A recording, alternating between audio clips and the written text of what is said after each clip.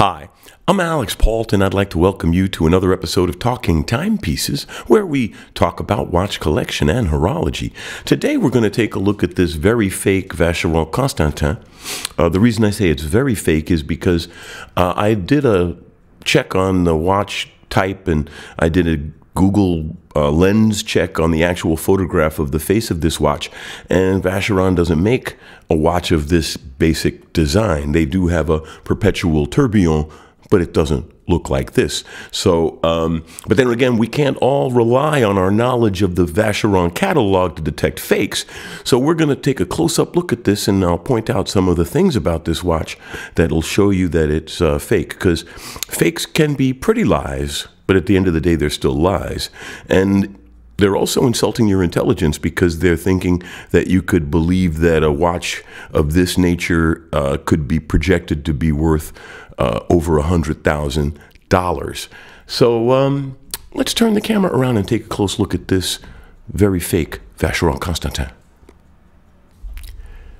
Here's our fake Vacheron Constantin up close. It really is a perfect example of a quote-unquote good fake, in that it doesn't look bad from a distance, but the moment you get closer, the flaws start to appear. One of the things I love to say about a well-made watch is quality is like a high-resolution image. The closer you look, the more you see, whereas a piece of junk like this, you get to a point where you get to a resolution level and there's nothing else to see except more bad watchmaking. Let's start right off the bat and look at this print, right? The print is not very well defined. It doesn't sit cleanly, and just doesn't do well to the brand. I mean, if you think this is supposed to be a watch that is worth,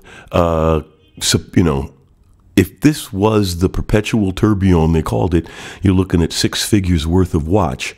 And you don't see it here. I mean, like, look at these indices. Lackluster. The face. Lackluster. This is supposed to be guilloche work in here.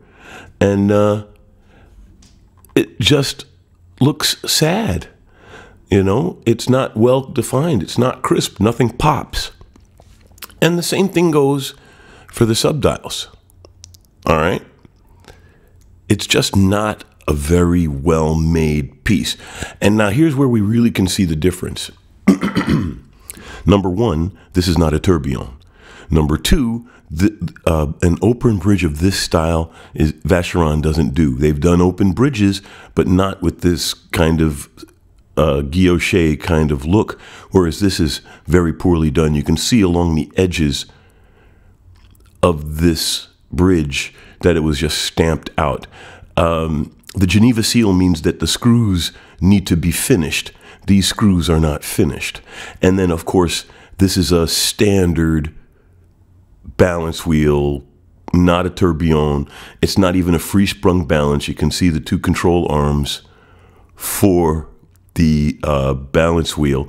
And there's no pop. There's nothing here. There's no angulage. There's no, well, you wouldn't see Geneva waves through a front window. There's no perlage. This guilloche, like I said, on the balance bridge is a joke. And look at these numbers. They are not very crisp. They don't sit cleanly in the center of the windows. The window is not very well opened up, not a little too close there. You really don't see any quality here. It's a pretty watch, but it stops there. I mean, just look at that. It's stamped out metal. You could tell. There's no detail whatsoever here. All right? So, now, the other thing would be functionality. The pushers don't do anything but advance the calendar pointers, subdials. Now, this one doesn't even work. it's bouncing because there's a door. It's got a officer's back, so the door pops open on the back. Let's take a look at that. Push it closed again. I want to show you something else. This buckle, this is not a Vacheron buckle. No way, shape, or form is this a Vacheron buckle. This buckle is the same basic design as like 100 other million Chinese watches. This is a seagull watch. Oh, no, there's a reef tiger. 6 of one, half dozen of the other. And it's the same strap mechanism.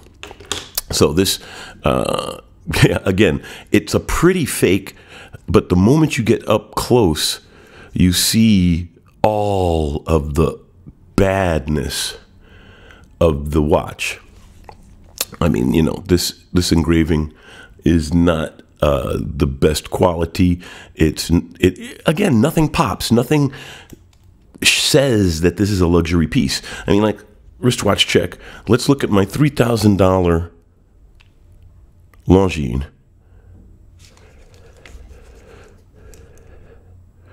And this $3,000 Longines has a better look to it than this supposedly $150,000 Vacheron. Now, here's the button for the officer back. Let's get this buckle out of the way.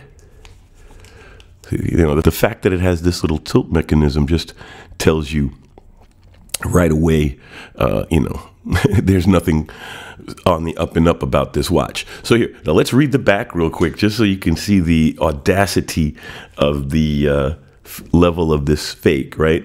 So it's supposed to be a perpetual calendar with a tourbillon, right? Right, so let's open it up. Right, we push the little button to open up the back. First off, let's look at this image on the back.